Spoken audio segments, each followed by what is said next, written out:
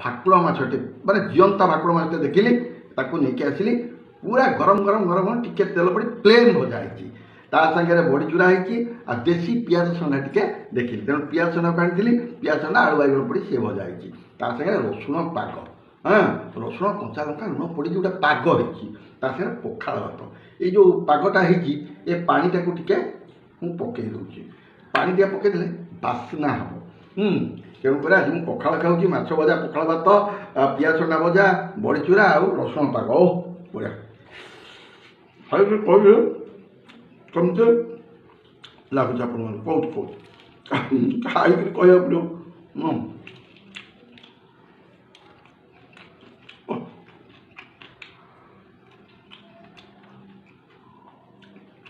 First class, first class. ଆପଣମାନେ ଘରେ କରି ଖାଇବେ, ମୋତେ କହିବେ।